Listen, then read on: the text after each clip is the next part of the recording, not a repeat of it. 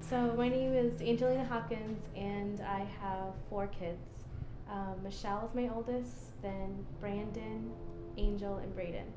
All right, so what you don't know about me is that only 2 of my kids are actually mine. About 2 years ago, my sister-in-law was into prison, and she had a son who was put in foster care.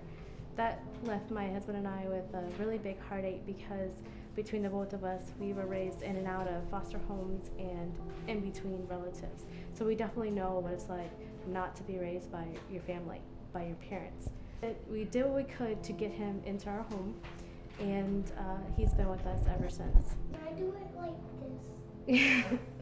this? Okay. Just as we thought things were normal in our life, again we got a phone call from a detective. The detective gave us the worst news of our lives. He told me that my sister had been murdered by her child's father, and not only did he take her life, but he also took his own as well, leaving their only son an orphan. In the beginning, it was really hard for me because I was almost numb. I was numb feeling after losing my sister. I pretty much I wasn't a part of my kid's life because I was trying to deal with me.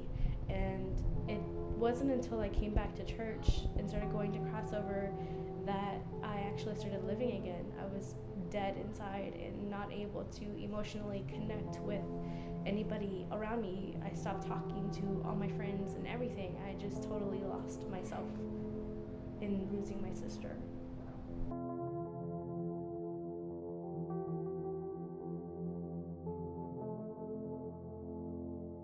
I had many emotional breakdowns and in front of my kids, which really disturbed me because I didn't want to be that kind of mom for my kids.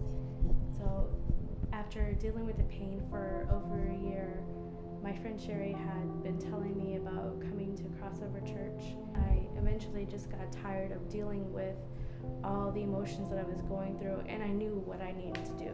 So I picked up the phone and I called her and I said, I'm coming to church, and I did.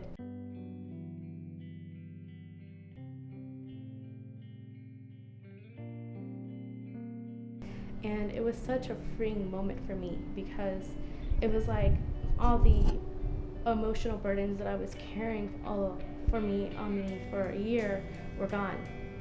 And I ended up coming back for the night service as well. I just needed to be filled because I was so empty all the time. So I've been coming to Crossover for a little over a year now, and I've made it my home.